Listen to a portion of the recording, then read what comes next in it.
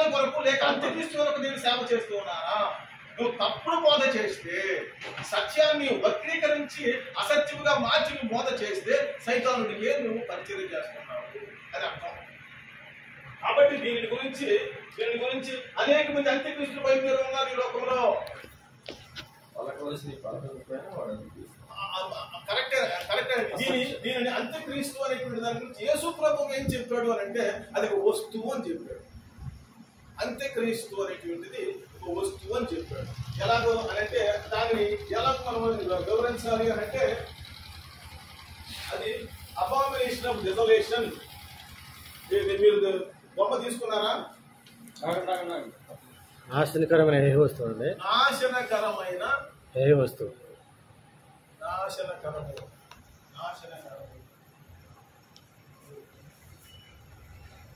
నాశనకరమైన హేయ వస్తువు.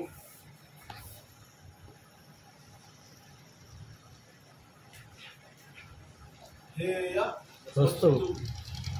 యేసు ప్రభువు మత్తయి సువార్త 24వ అధ్యాయము 15వ వచనంలో, దానియేలు గ్రంథము 9వ అధ్యాయము 16-17 వచనములలో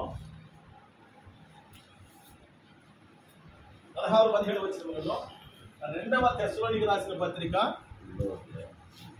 2వ అధ్యాయము 2-3 వచనములలో చెప్పబడినటువంటి ఈ నాశనకరమైన హేయ వస్తువుని గురించి మొదటిగా దానియేలు ప్రవచించాడు.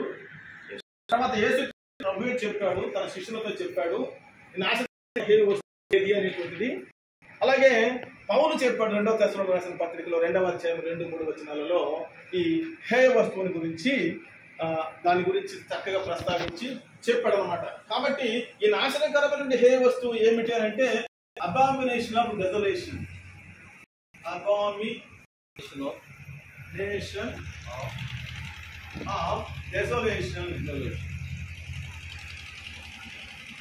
నాశనకరమైన హేయ వస్తువు అని చెప్పాడు. కానీ అనేకమైన అంత్యక్రీస్తులు వచ్చారు అని యోహాను భక్తుడు చెప్పేటప్పుడు దాన్ని ఎలా విడదీసి మనం అర్థం చేసుకోగలుగుతాం. యేసుక్రీస్తు ప్రభువేమో వస్తువుగా చెప్పాడు, పౌలేమో ఒక వ్యక్తిగా వివరించి చెప్తూ ఉన్నాడు. అంత్యక్రీస్తు గురించి ఒక వ్యక్తిగా వివరించి చెప్తూ ఉన్నాడు అన్నమాట. BC 168లో అంతియోకస్ ఎపిఫెన్స్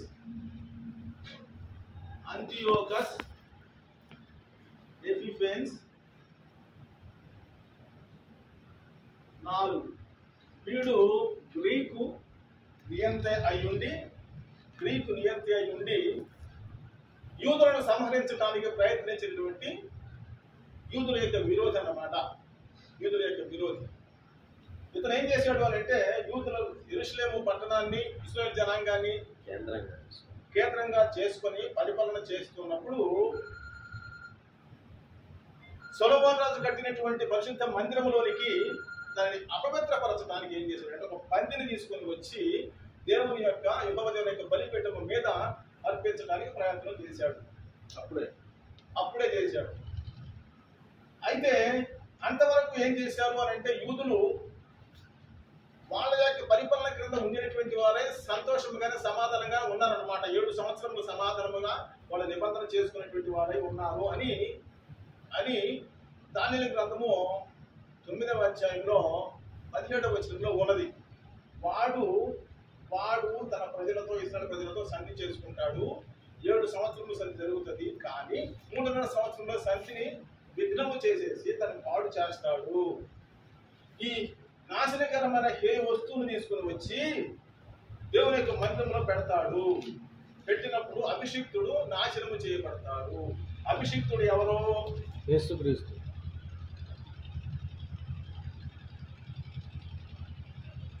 అది 24వ వచనం. అభిషిక్తుడు అంటే క్రీస్తు. దానియేలు 9వ అధ్యాయము 24-25 వచనములలో ఉన్నటువంటిది. సో కాబట్టి యేసుక్రీస్తు ప్రభువును వధించారు. ఎలాగో యేసుక్రీస్తు కలువరి శిలువలో ఆయనను చంపేశారు కాబట్టి ఈ ప్రవచనము అక్కడ నెరవేరింది. ఇక 300 సంవత్సరములు మనం ఉన్నాం. ఇప్పుడు 70 సంవత్సరముల యొక్క మర్మాన్ని మనం ఆలోచించిన దాని తర్వాత మనం ఒకసారి దాని గురించినటువంటి నేను టీచ్ చేస్తాను. 3.5 వారములు అంటే 3.5 సంవత్సరములు జరిగిపోయినవి.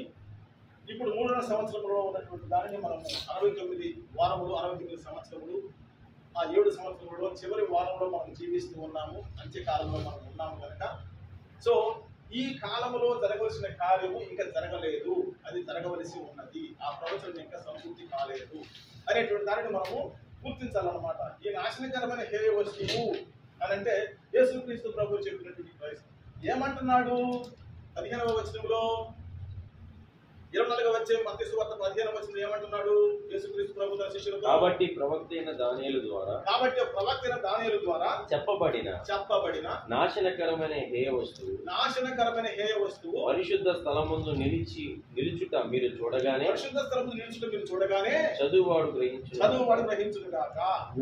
అంటే ఇక్కడ యేసుక్రీస్తు ప్రభు కూడా మన అవసరాలు చదివాడా, బైబుల్ చదివాడా, ధర్మశాస్త్రం చదివాడా, యేసయ్య అని చదువు వచ్చా, చదువుకున్నాడా, పని చేశాడా, 30 సంవత్సరాలు ఎక్కడో తిరుగుతూ ఉన్నాడు కదా, మీకు సమాధానం చెప్పండి, బైబుల్లో రుజువులు లేవు కదా అని ప్రశ్నించేటువంటి వాళ్ళు అన్య ప్రజలు కాదు ప్రశ్నించేది, బోధకులు మహా గొప్ప పండితులు అడుగుతున్నారు మనల్ని. యేసు ప్రభు ఎక్కడున్నాడు? బైబుల్ ధర్మశాస్త్రం చదువుతా ఉన్నాడు. ఆది కాండము నుంచి కూడా మలాకి గ్రంథం వరకు యేసుక్రీస్తు ప్రభు చదివాడు. కాబట్టి నా గురించి వ్రాయబడినటువంటి ప్రవచనాలు నెరవేరినవి మీకు తెలియదా, మీకు అర్థం కావడం లేదా అని తన శిష్యులతో అన్నాడు. 24వ అధ్యాయము లోకా సువార్తలో 43-44 వచనంలో ఏమంటున్నాడు? నా యొక్క జీవితంలో మోషే ద్వారా చెప్పబడిన ప్రవచనం నెరవేరినవి, కీర్తన గ్రంథంలో చెప్పబడిన ప్రవచనం నెరవేరినవి, అది మీకు అర్థం కావట్లేదా, మీరు ఇంకా ఎందుకు అవిశ్వాసంగా ఉంటున్నారు అని యేసుక్రీస్తు ప్రభు తన శిష్యుల్ని అడిగాడు. మరి ఈ ప్రవచనాల గురించి యేసు ప్రభు కదా తెలుసు, చదవకపోతే. So he studied. ఆయన 12 సంవత్సరాల వయసులోనే మత్తయి సువార్త 2వ అధ్యాయంలో లేదా ఏంటి ఆయన వేద పండితుల దగ్గరికి వెళ్ళి యెరూషలేము పట్టణంలో ఉన్నటువంటి మందిరంలోకి వెళ్ళి వారితో కూడా వారు డిస్కషన్ చేస్తున్నట్లు ఉందిగా బైబిల్లోనే. 12 సంవత్సరాల వయసులోనే చదువుతాం ఏమంటే అసలు సత్యంలోని కొన్ని వచ్చినట్లయితే దేవాది దేవుడు ఏక దేవుడు అనేటువంటి 2వ భాగం యేసుక్రీస్తు ప్రభుకి అనంతంగానటువంటి యేసుక్రీస్తు ప్రభుకు చదువు కావాలంటే నీకు చదువు చెప్పినటువంటి దేవుడు ఆయన, నీకు చదువు నేర్పినటువంటి దేవుడు, నీలో అనంత జ్ఞానం పెట్టినటువంటి దేవుడు అయ్యుండి సమస్తము ఆయన చెబితేనే కదా మోషే రాశాడు. ఏమంటే సీనాయి పర్వతం మీదకి ఎవరు వచ్చి చెప్పారంటే ఆయనకి దేవుని యొక్క దూత వచ్చి చెప్పినప్పుడు మోషే రాశాడని బైబిల్ సెలవిస్తుంది. ఎవరా దూత? యేసుక్రీస్తు ప్రభువే మోషేతో మాట్లాడాడు. రాయే ఇది నా ఆజ్ఞ, రాయే అని చెప్పి మందిరం కట్టు, ఈ విధంగా ప్రధాన యాజకుడిని పెట్టు, నాకు బలిపీఠము కట్టు, యెహోవా దేవుని నామం పేరట నువ్వు బలులు అర్పించు, అప్పుడు మాత్రమే నా ప్రజలు ఇశ్రాయేలు ప్రజల యొక్క దోష నివృత్తి జరుగుతుంది అని చెప్పి రాయించింది ఎవరు? యేసుక్రీస్తు ప్రభు రాయించాడు. ఈ జ్ఞానము ఆయనకి యేసయ్యకు లేదా? మీరు ఎందుకు అర్థం చేసుకోవటం లేదు అని యేసుక్రీస్తు ప్రభు ఈ హేయ వస్తువుల గురించి ప్రవక్త దానియేలు రాసినటువంటి ప్రవచనాన్ని ఎత్తి చూపిస్తున్నాడు యేసుక్రీస్తు ప్రభు. ఎంత జ్ఞానం కలిగినటువంటి తన శిష్యులకి లెవెల్లోకి దిగొచ్చి మాట్లాడుతున్నాడు యేసయ్య. నాకు చదువులేదు సార్, నేను రాయలేదు సార్, నాకు ఎంత అర్థమవుతుంది సార్ అంటే చదువులేదా వాడులాగానే వస్తున్నాడు యేసయ్య నీ దగ్గరికి. నువ్వు మొండోడు అయితే మొండోడులాగానే వస్తున్నాడు నీ దగ్గరికి. పాపాత్ముడు అయితే శాపగ్రస్తుడు అయితే ఆయన శాపగ్రాహి అయి నీ దగ్గరికి వచ్చాడు. శాపగ్రాహి నీ దగ్గరికి వచ్చాడండి. కాబట్టి నిన్ను అంగీకరించగలుగుతున్నాడు. ఈ రోజున నేడు ఈ ఇంటికి రక్షణ వచ్చింది. లంచగొడినటువంటి వాడి దగ్గరికి వచ్చి నువ్వు నీకు రక్షణ వచ్చింది అబ్రహాము కుమారుడు ఎలా చెప్పగలుగుతున్నాడు యేసుక్రీస్తు ప్రభు? సో ఆయన అనంత జ్ఞాని కాబట్టి హీఈస్ ఆల్ సఫిషియంట్. ఏమండి? సర్వజ్ఞాని కనుక యేసుక్రీస్తు ప్రభు చెప్పగలుగుతున్నారు. సో ఇది నిలబడినప్పుడు ఏమి నిలబడినప్పుడు నాశనకరమైన హేయ వస్తువు పరిశుద్ధ స్థలంలో నిలబడినప్పుడు ఇది అక్కడ జరిగిపోయిందని చరిత్రకారులు చెప్తూ ఉన్నారు కానీ still we are in that timeline only. ఇంకా మనము ఆ సమయంలోనే జీవిస్తూ ఉన్నాము. అది ఇంకా నెరవేర్చబడలేదు. ఈ నాశనకరమైన హేయ వస్తువు ఇంకా బయలుపరచబడలేదు. ఎందుకు అని అంటే సంఘం ఎత్తబడినప్పుడు మాత్రమే ఈ హేయ వస్తువు బయలుపరచబడుతుంది. హేయ వస్తువు అంటే రెండూ ఉన్నాయి ఇక్కడ. నేను అదే చెప్పాలి. యేసుక్రీస్తు ప్రభు చెప్పిందేమో వస్తువు అంటే అది ఒక అసహ్యమైనటువంటి హేయమైనటువంటి ఒక వస్తువు అన్నమాట. ఈవెన్ జీవి కూడా కాదు, పంది కూడా కాదు. It is not correct interpretations. అది సరైన వివరణ కాదన్నమాట. ఏంటి ఆ హేయమైన వస్తువు? ఇంగ్లీష్ తర్జుమాలు నాశనకరమైన హేయ వస్తువు చూడండి. ఇంగ్లీష్ చూడండి. హేయ వస్తువు ఏముంది బైబిల్లో? 24:15 మాథ్యూ 24:15 ఏమనుంది ఇంగ్లీష్ లో?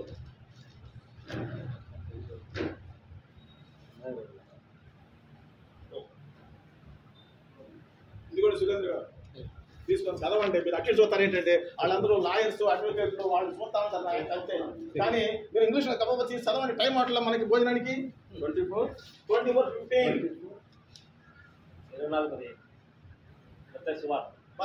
Therefore, when you see the abomination of desolation spoken by Daniel the prophet. Spoken of prophet Daniel. Okay, అంతవరకే. ఇక్కడ అబామినేషన్ ఆఫ్ డెసోలేషన్ అనే ఉంది కానీ వస్తువు అని లేదు అక్కడ ఇంగ్లీష్ లో. బట్ పౌలు ఏం చెప్తున్నాడు? పాప పురుషుడు అని చెప్తున్నాడు. ఎప్పుడు బయలుపరచబడతాడు? సంఘం ఎక్కబడినప్పుడు.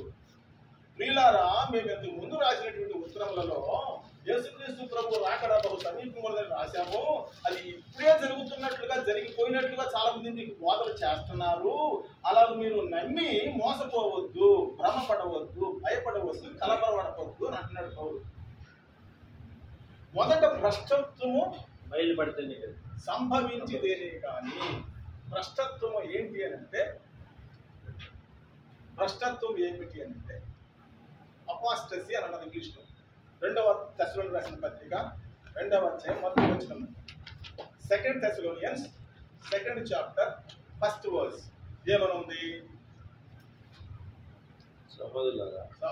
ఇంగ్లీష్ ఫాలింగ్ అవే అని ఉంది. భ్రష్టత్వాన్ని గురించి ఫాలింగ్ అవే.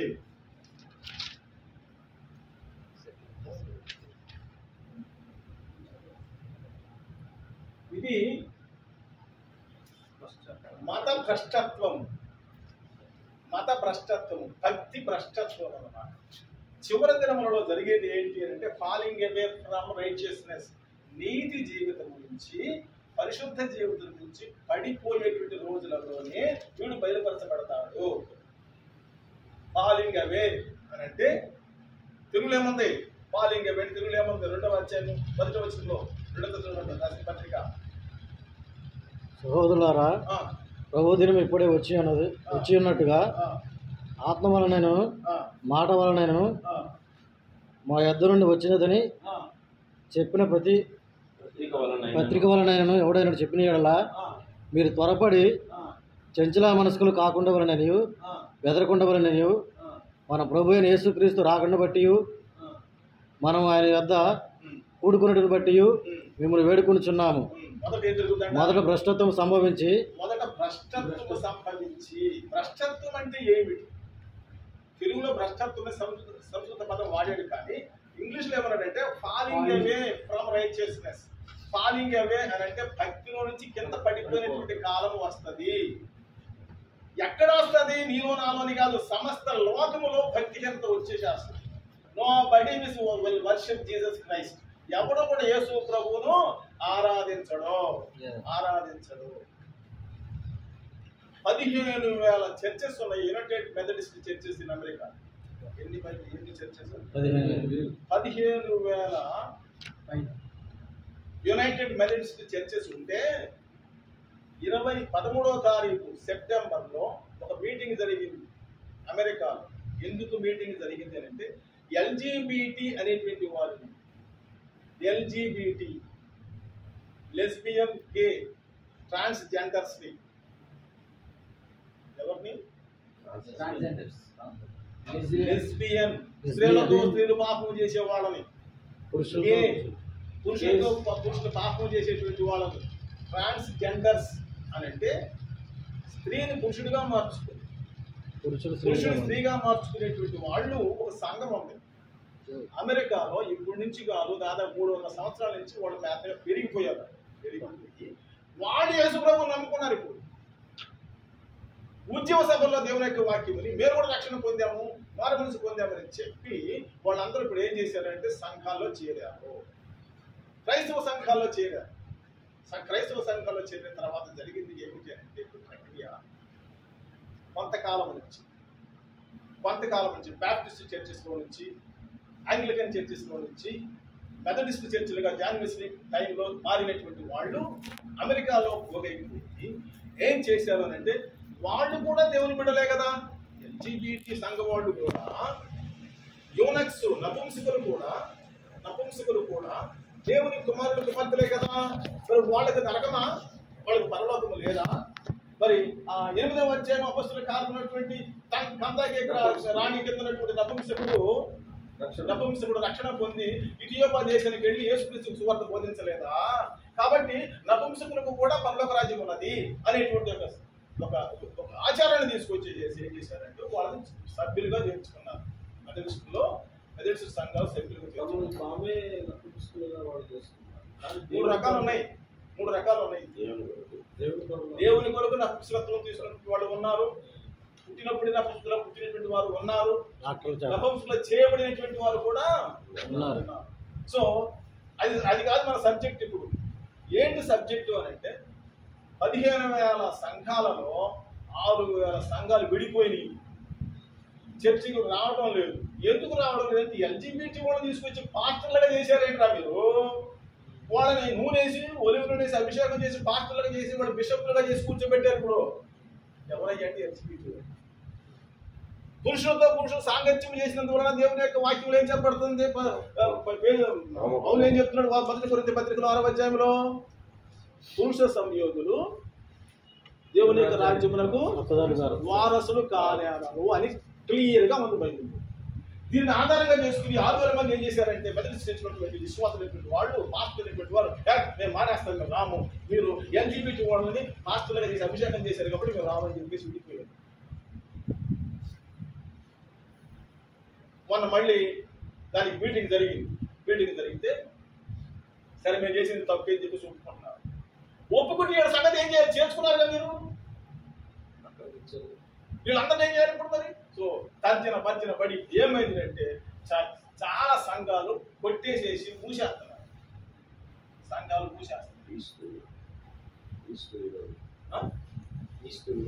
క్రీస్తు విరోధులు. ఎలా క్రీస్తు విరోధులు అవుతున్నారు? ఏమంటే అపోస్టసీ బాగా గుర్తుపెట్టుకోండి. అపోస్టసీ అని అంటే భక్తిహీనత అంటే మత భ్రష్టత్వము. నీ మనసులో ఉండేటువంటి యేసు క్రీస్తులో ఉన్నటువంటి విశ్వాసం అన్నదే భ్రష్టు పట్టిపోయింది. ఎవరినైనా చేసుకోవచ్చు, అందరు పరలోకానికి వచ్చేస్తారు. ఎట్లా వచ్చేస్తారండి? అరే వాడేమన్నాడు 16వ అధ్యాయం లోకాసు వార్తలో ధనవంతుడు ఏమంటున్నాడు అబ్రహాముతో? తండ్రి అబ్రహామ ఆ లాజరును పంపించి నా నోట్లో ఒక బొట్టేయమని చెప్పయ్యా, నేను యాత్ర పడుతున్నాను. అబ్రహాం ఏమన్నాడు? నువ్వేగా అబ్రహామే బడి కూర్చుంటావేంటి? అబ్రహాం ఏమన్నాడు? భూమి మీద ప్రవక్తలు ఉన్నారయ్యా, నీ దగ్గర మేము రాలేకుండా ఉండినట్లుగా మీరు మా దగ్గర రాలేకుండా ఉండినట్లుగా మధ్యలో ఏముంది? అగాధం. ఈ అగాధాన్ని పెట్టుకున్నటువంటి భక్తి కలిగినటువంటి వీళ్ళు పరలోకానికి ఎట్లా వెళ్తారని చెప్పేసి నువ్వు చేర్చుకుంటున్నావయ్యా? Is it right? అది న్యాయమా? కాదే.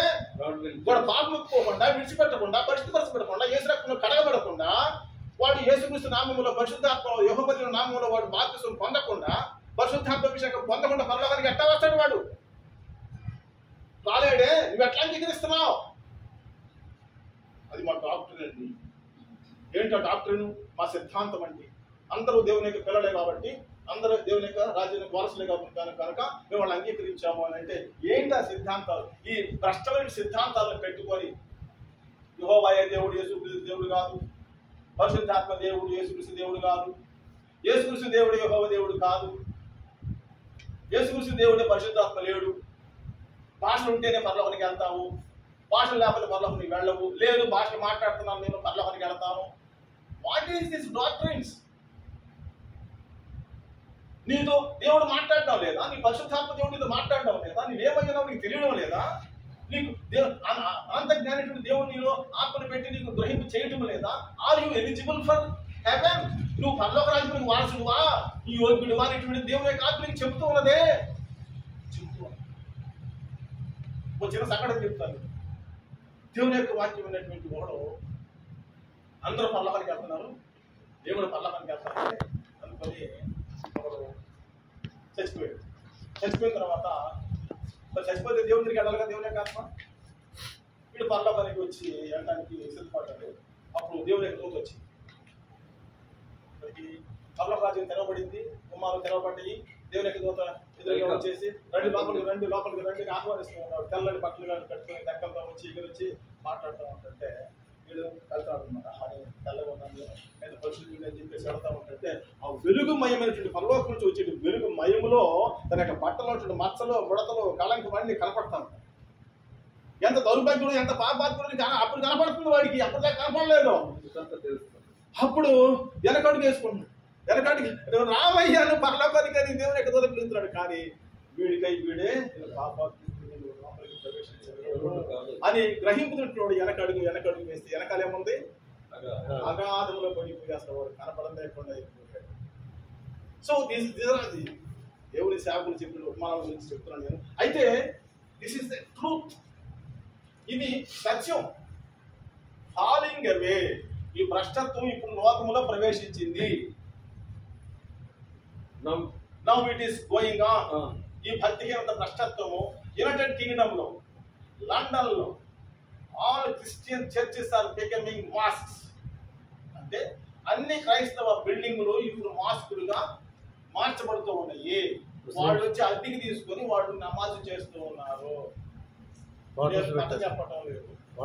బంధువులే మొన్న ఇక్కడికి వస్తే అడిగితే సార్ మన చర్చిలు ఎలా ఉన్నాయి, ప్రొటెస్టెంట్ చర్చెస్ ఎలా ఉన్నాయి అంటే, రోమన్ కథలిక్ చర్చెస్ ఎలా ఉన్నాయి అంటే, అయ్యా 5-6 వస్తున్నారండి, ముసలోళ్ళు గొప్పళ్ళు వస్తారు, యవనస్తులు కానీ ఎవరు రాడు కానీ ఎవరు రారు.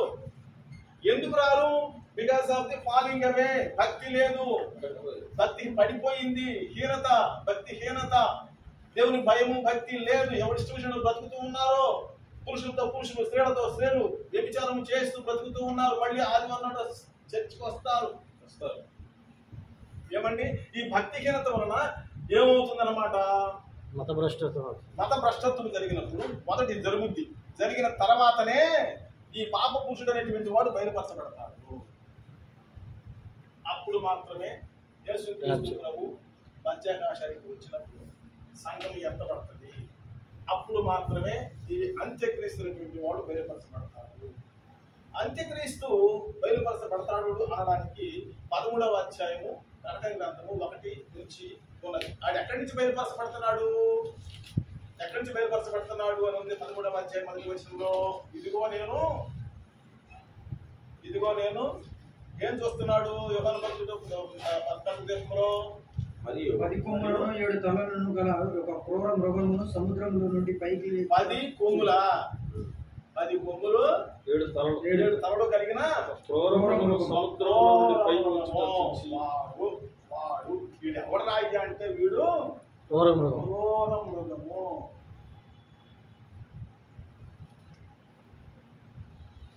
కొమ్ములు ఉన్నాయి 10 కొమ్ములు, 7 తలలు ఉన్నాయి 7 తలలు.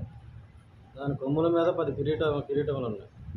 10 కొమ్ముల మీద 10 కిరీటాలు, దాని తలల మీద దేవదోషకరమైన పేర్లు ఉన్నాయి. పేర్లు ఉన్నాయి. అంటే సైతానుడు కాదు, వీడు సాతాను కాదు. నేనేం చెప్పాను? సాతానికి 2 పిల్లలు పుట్టారని చెప్పానా? మొదటి పిల్లవాడు ఈడు అనమాట. ఈడు అంత్యక్రీస్తు అన్నమాట. ఈడేం చేస్తాడు అని అంటే అబద్ధ ప్రవక్తను తీసుకొస్తాడు. వీడు ఎక్కడి నుంచి వచ్చాడు? వీడేమో సముద్రం మీద నుంచి వచ్చాడు, సముద్రంలో నుంచి వచ్చాడు, సముద్రంలో నుంచి వచ్చాడు. వీడు భూమి మీద నుంచి వస్తాడు.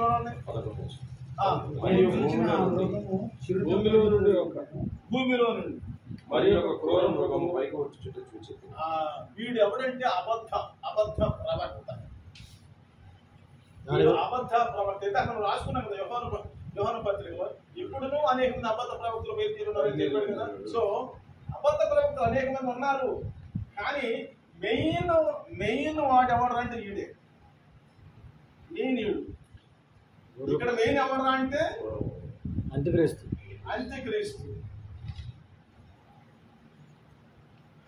ఈ సాతానుడు ఏం చేస్తాడంటే సమస్తమైనటువంటి శక్తులు వీడికి ఇస్తాడు.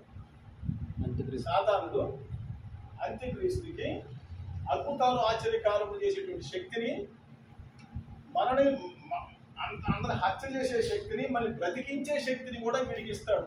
అంత్యక్రీస్తు సాతానుడు ఇస్తాడు. వీడేం చేస్తాడంటే వీడు తీసుకొచ్చాడు కదా,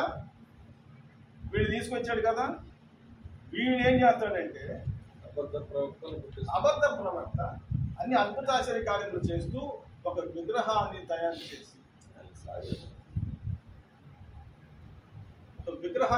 చేసి వాడికి ఒక ముద్ర వేస్తాడు.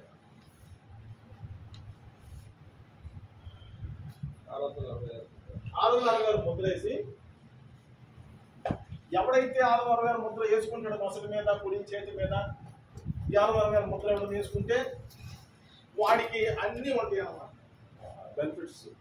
అన్ని బెనిఫిట్స్ ఉంటాయి. సముద్రం అంటే లోకానికి గుర్తండి. సముద్రం అంటే లోకానికి గుర్తా? సముద్రానికే గుర్తుంది, లోకానికి అంటే గుర్తుంది. వాడు నీళ్ళలో నుంచి వస్తాడని అర్థం. అంటే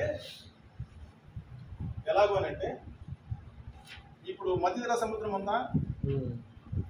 ఆ మధ్యధరా సముద్రం పక్కనే కదా ఉంది నీకు ఇశ్రాయేలు.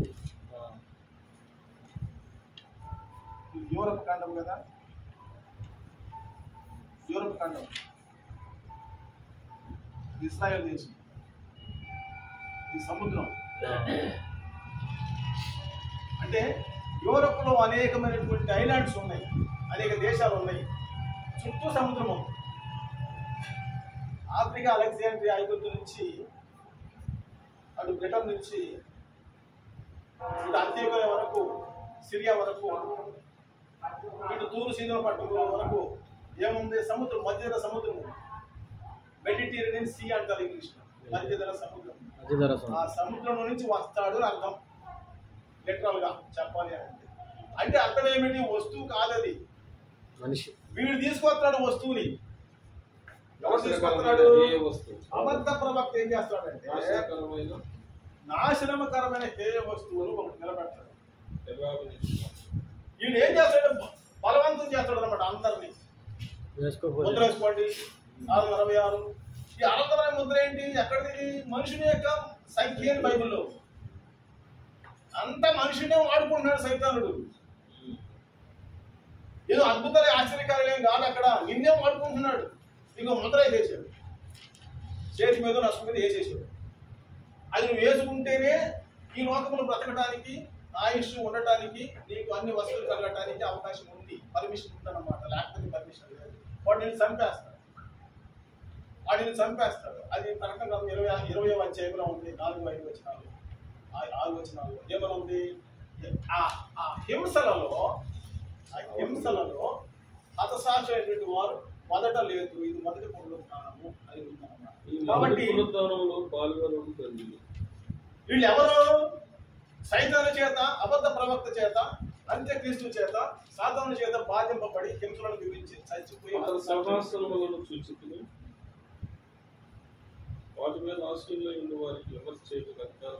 సో వీళ్ళందరూ హతసాక్షులై యేసుక్రీస్తు కొరకు చనిపోయినటువంటి వాళ్ళు మొదట లేస్తారని అక్కడ మనం 20వ అధ్యాయం ప్రకటనలో మనం చూస్తూ ఉన్నాం. కాబట్టి మూడు వ్యక్తులు మనం చూసాం. సాతాను, సాతాను అంటే ఎవరు పూర్వమని చూసాము. ఈ సాతాను నుంచి అంత్యక్రీస్తు వచ్చాడు, సముద్రం నుంచి బయటకు వచ్చాడు, మధ్య సముద్రం నుంచి బయటకు వచ్చాడు. అంటే యూరప్ ఖండంలోనే ఉంది కదా రోము, ఇటలీ కూడా యూరప్ ఖండంలోనే ఉంది కదా. కాబట్టి అందులో నుంచే వస్తాడు వీడు. నీ అంత అనేటువంటి వాడు, ఒకే మతము, ఒకే రాజ్యాధికారి, ఒకే నియంత వస్తాడు, రాబోతున్నాడు. దానికి ముంగుర్తిగా అంత్యక్రీస్తు వస్తాడు, వాడిని తయారు చేస్తాడు అని అర్థం.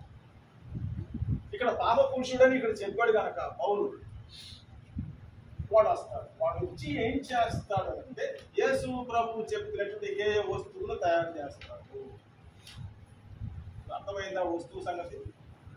ఈ వస్తువు ఎక్కడి నుంచి వచ్చింది? ఈ అబద్ధ ప్రవక్త తయారు చేశాడు. ఎవడు బొమ్మ ఇది? అంత్యక్రీస్తు బొమ్మ. అంత్యక్రీస్తు బొమ్మలు తయారు చేసి అది తీసుకొచ్చి ఏం చేస్తాడు? మాట్లాడిస్తాడు. ఒకటే కాదు, చచ్చిపోయిన బతికిస్తాడు, మాట్లాడతాడు, అన్ని చేస్తాడు, అన్ని చేస్తా ఉంటాడు, అద్భుతాలు చేస్తాడు.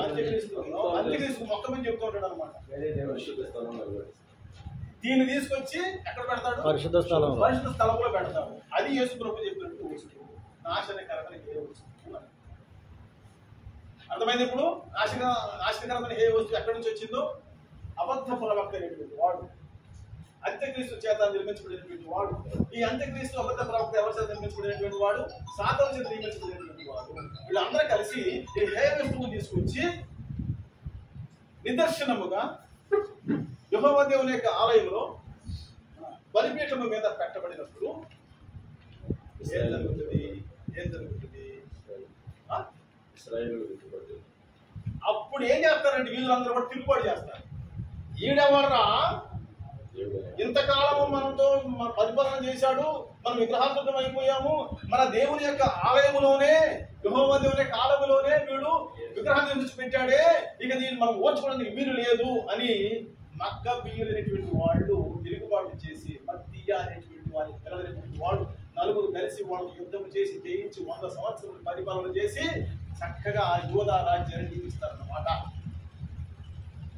ఆ నియమించిన తర్వాతనే ఇప్పుడు జరుగుతున్న కార్యక్రమాలు ఇప్పుడు జరుగుతూ ఉన్నాయి. ఈ హేయ వస్తువు అప్పుడు పెట్టాడు 168లో పందిని పెట్టాడని చెప్తున్నారు. అది ఒక చరిత్ర అయితే, ఇప్పుడు జరగవలసినటువంటి చరిత్ర ఇంకోటి ఉంది. ఏమిటి అని అంటే దీనిని రోబోట్గా మాట్లాడుతూ ఉన్నారు. రోబోట్ ఏంటది? టెక్నికల్ గా ఆర్టిఫిషియల్ ఇంటెలిజెన్స్ లో తయారు చేయబడినటువంటి రోబోట్. ఇదే ప్రపంచం మొత్తానికి one world religion, one world politician, వాడే నియంతగా ఈ రోబోట్ టెక్నికల్ గా తయారు చేసి, ఆర్టిఫిషియల్ ఇంటెలిజెన్స్ లో తయారు చేసి వీళ్ళు ఏం చేస్తారు? అదే మాట్లాడుతుంది, అదే కూర్చుంటాడు, అక్కడికి వెళ్ళి దాన్ని ఆరాధించుకుని కూర్చుంటాడు. అందరినీ వాడు నువ్వు ఆరాధిస్తేనే నీకు సమస్తం ఇవ్వబడుతుంది, లేకపోతే లేదు. కాబట్టి వాడికి మొక్కాలి తప్పదు. దీనినే అంత్యక్రీస్తుగా వర్ణిస్తూ ఉన్నారు వేద పండితులు. What is the abomination of desolation అంటే దిస్ రోబోట్ ఆర్టిఫిషియల్ ఇంటెలిజెన్స్ గా తయారు చేయబడిన దానిని తీసుకొచ్చి ఏం చేస్తారన్నమాట? పరిశుద్ధ స్థలంలో పెడతారు. అది పరిపాలన చేస్తుంది, అదే రూలింగ్ చేస్తుంది. ఒకే మతము ప్రపంచ మతముగా ఏర్పాటు చేస్తారు, ఒకే ప్రపంచ నియంతగా ఏర్పాటు చేస్తారు అనేటువంటిది ఎవరు ఎక్కడి నుంచి చేస్తారు అనేటువంటిది ఇంకా బయలుపరచబడలేదు. బట్ ఇట్ ఇస్ వర్కింగ్ అని ఎలా చెప్తున్నాం మనము? ఇక్కడ అనేక మంది క్రీస్తు విరోధులు బయలుదేరి ఉన్నారని చెప్తున్నారు కదా. So already the spirit of anti Christ is working amongst us. మనలోనే, మన మధ్యలోనే అంత్యక్రీస్తు యొక్క ఆత్మ పని చేస్తూ ఉన్నది. You are following my point. మన మధ్యలోనే దేవుని యొక్క ఆత్మ కాదు, కానీ మన దేవుని యొక్క ఆత్మతో జీవిస్తున్నామని అనుకుంటున్నాము, కానీ అంత్యక్రీస్తు యొక్క ఆత్మను నడిపిస్తున్నటువంటి విషయాన్ని మనం గుర్తించాలన్నమాట. అందుకని దేవుని యొక్క వాక్యం బాగా చదివి అర్థం చేసుకొని విశదీకరించి నేర్చుకుంటుంటేనే మనం చక్కని అవగాహనలోనికి వస్తామన్నమాట. సో ప్రభు ఈ వాక్యం దీవించడానికి ఆశించుగాక. ఆమేన్. హల్లెలూయా. ప్రార్థన చేసుకుందాం. చెప్పండి. చెప్పండి డౌట్. 10 కొమ్ములు 7 తలలు అన్నారు కదా, అది అక్షరార్థంగా ఉంది కదా, దాని భావం అది ఒక సబ్జెక్టు. 10 తలలు 7 కొమ్ములు అంటే 10 తలలు అంటే 10 రాజ్యంలో నుంచి వచ్చింది అధిపతికి అర్థం. యూరోప్ ఖండంలో నుంచి వచ్చినటువంటి 10 కొమ్ములు.